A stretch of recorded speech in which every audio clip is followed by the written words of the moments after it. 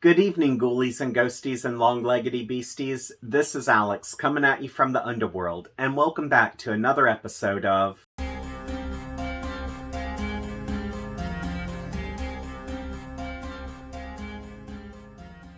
This weekend, I'm reviewing the awesome short story collection by Joe Pawlowski, the Vermillion Book of the Macabre. And while this book combines elements that are both fantasy and horror-based, the horror does outshine the fantasy elements, and it gave me what I would consider to be the perfect percentage between the two.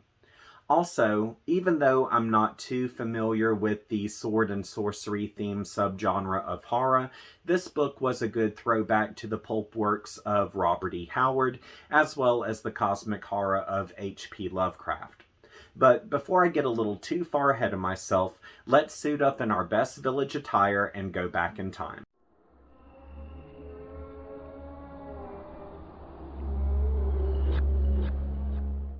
The Vermillion Book of the Macabre by Joe Pawlowski opens up introducing a traveler who's reading a forbidden book with a vermilion cover. From here, we understand that the book is divided into three categories, which among them is being, becoming, and non-being.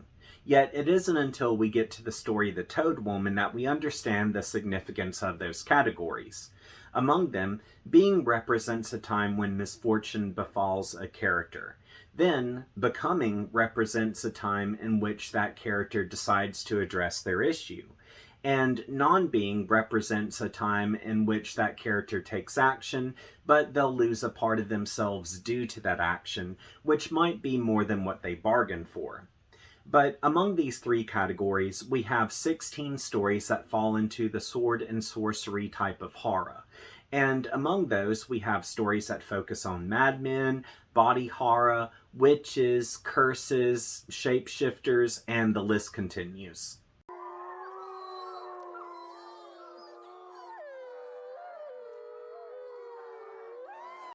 In an interview conducted by Chambers magazine, Pawlowski explained he had written two Gothic novels called The Dark House of Dreams and The Watchful Dead. Within the realm he had created for those books, he decided to expand his universe into a collection of short stories, which became the Vermillion Book of the Macabre. Upon writing this collection, Pawlowski found inspiration in Erich Fromm's book The Forgotten Language and the teachings of Aleister Crowley. Also, he found inspiration in old pulp magazines that featured H.P. Lovecraft and Clark Ashton Smith. Other inspirational sources included E.T.A. Hoffman, Ramsey Campbell, and Edgar Allan Poe. Fun facts! Here's a few things you might not know about Joe Pawlowski. Ever since grade school, Pawlowski had been a lover of horror fiction. In particular, he gained a fandom for Edgar Allan Poe. For many years, Pawlowski was a journalist in newspapers and magazines. Also, he was an editor, a columnist, and a freelancer. When writing, Pawlowski explained his stories start with an idea and a basic concept of where the story is headed. After that, he develops his characters. Then the plot hinges on what types of people these characters are and how they will react to their circumstances. Now that we have that covered, it's time to move on to the spoilers section of this video, which, if you haven't read this book before, I'm about to reveal some things that could ruin the experience for you. So if you wish to click away, all you have to do is just scroll down to the comments section and you'll see that I have a pinned comment at the top. Once you see that, all you have to do is click on the timestamp provided within that comment, and it will direct you away from the spoilers and bring you to the thoughts section. Now, you only have 17 seconds to do this, so ready, set, go!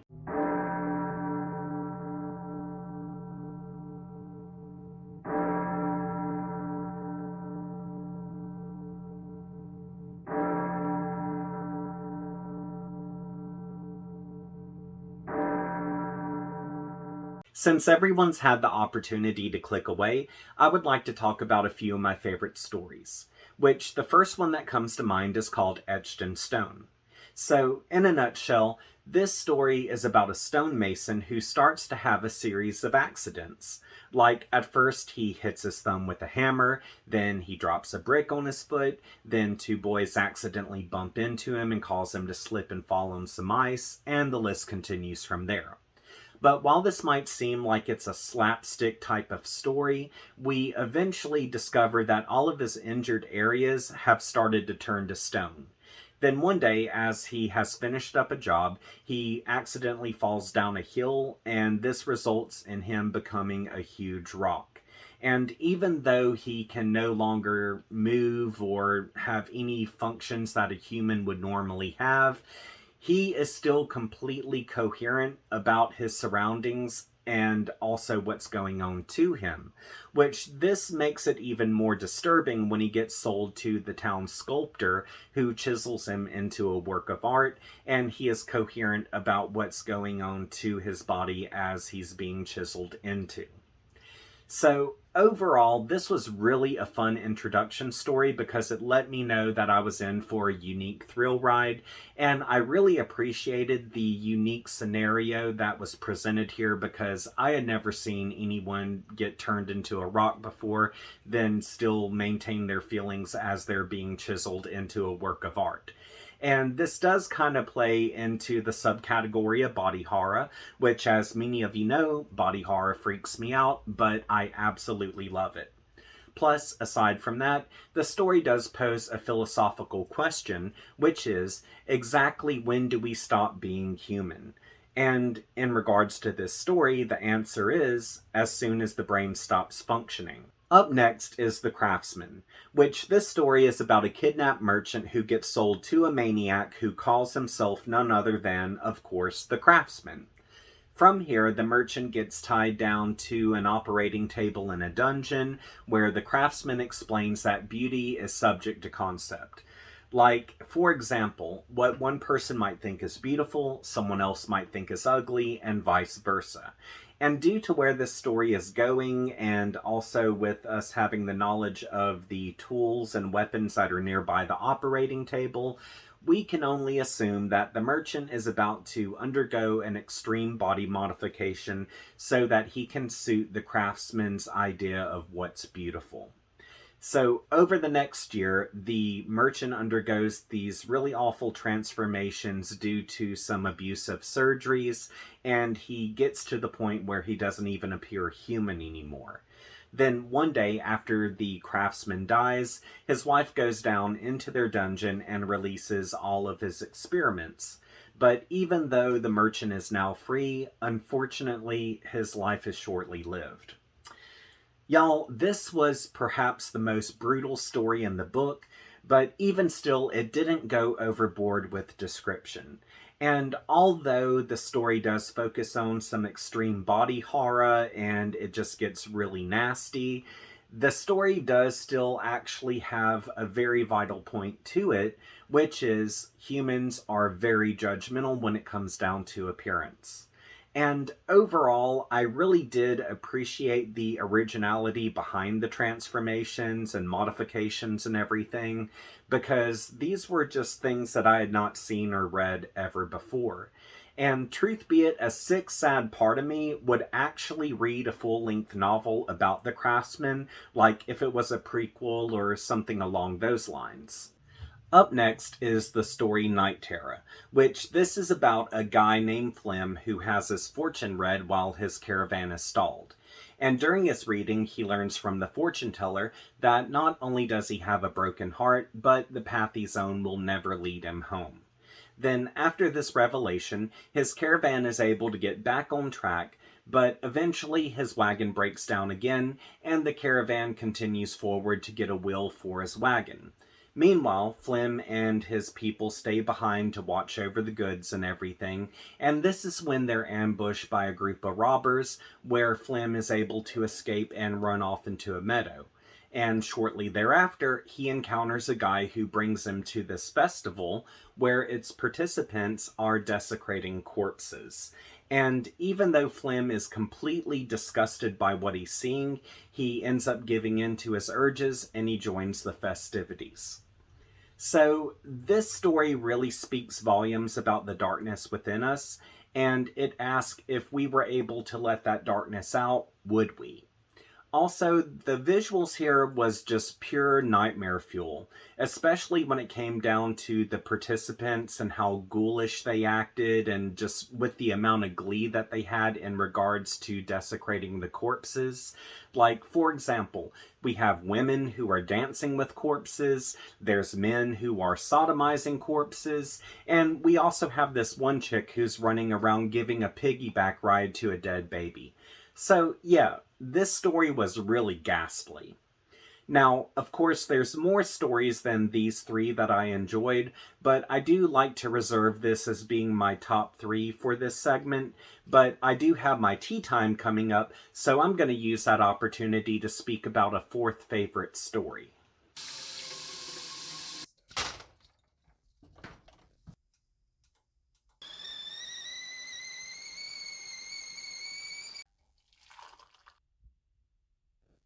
I would like to use this opportunity to talk about a few characters and the scenario in the story called The Toad Woman.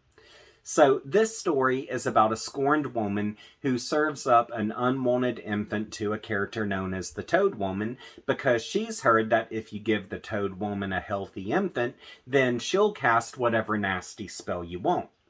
Now, I understand that old girl here wants revenge because some old hussy has been macking on her man, but there ain't no way in gay hell that you could pay me to go up in the Toad Woman's house because, first off, toads and frogs scare the ever-loving living hell out of me. No joke. Even if it's one of those cute little green tree frogs, like I'm screaming like a bitch. If I'm in my car and someone had one of those damn things, I wouldn't get out of my car. I'd just be trapped in it. Now, the thing is, though, secondly, you don't need that kind of karma on your shoulders. You don't need to be digging through mounds of dead babies just to find some healthy baby to serve up to some amphibian like Karen to cast a spell. If you want revenge, all you gotta do is just get you some poison ivy, and when your man falls asleep at night, just rub it on his junk and ass crack and everything. Then break into a side piece's house and do the same thing to her. I guarantee you, after a little while, they ain't gonna be swapping juices no more because they gonna think they got VD from each other.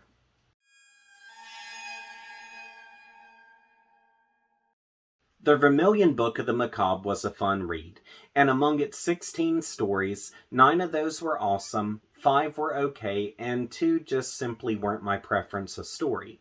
So obviously, with the number I gave, you can tell this book has more good stories than bad.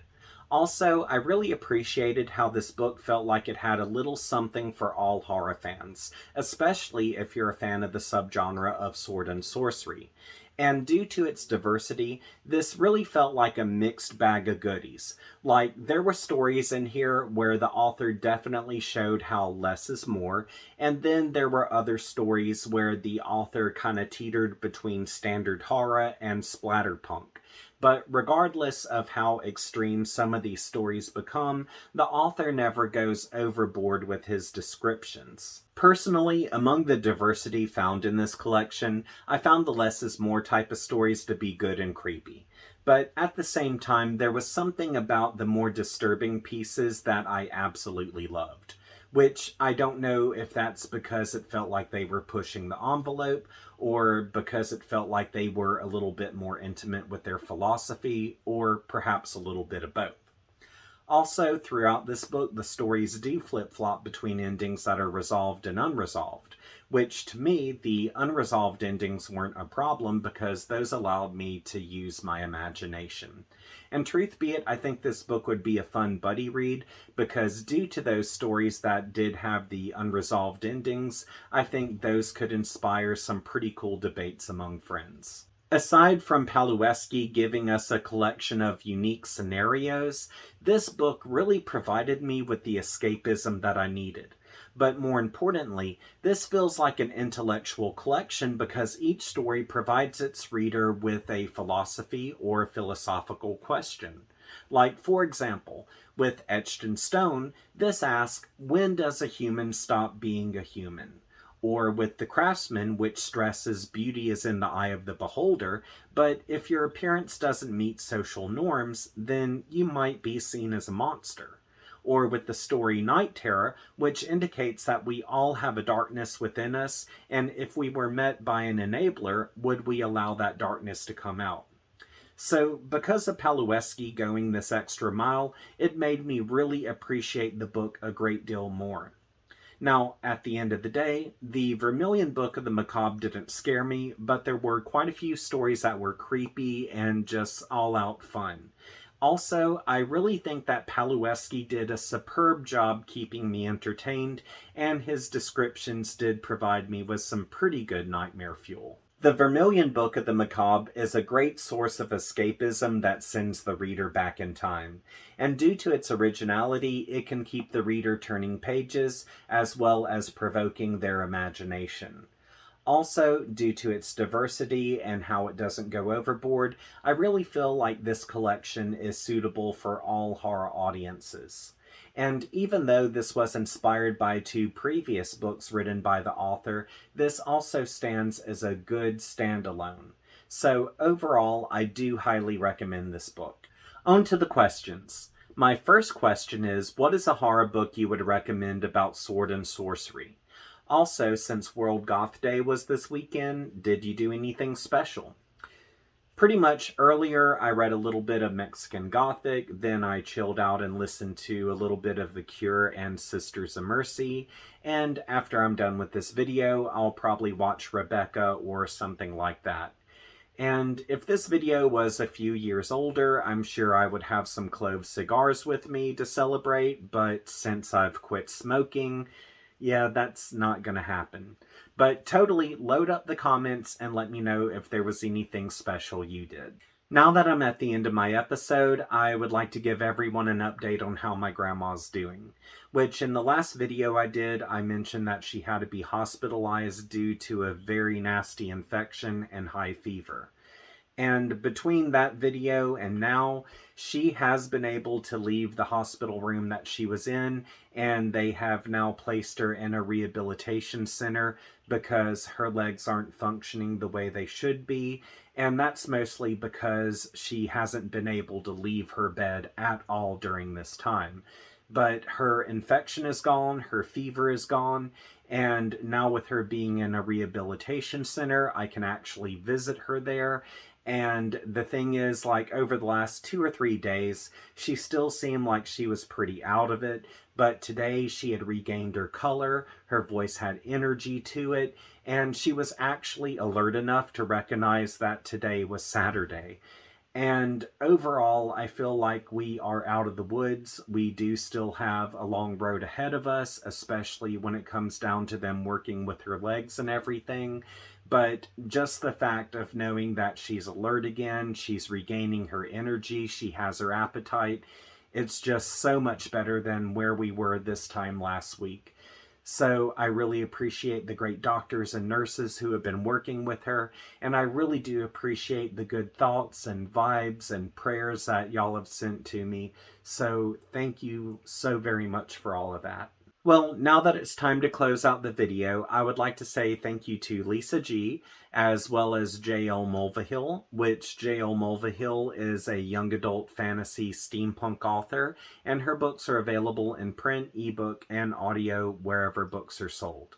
Also, I would like to say thank you to Melody Romeo, which Melody Romeo is a historic fiction and fantasy author, and her books are available in print and ebook wherever books are sold.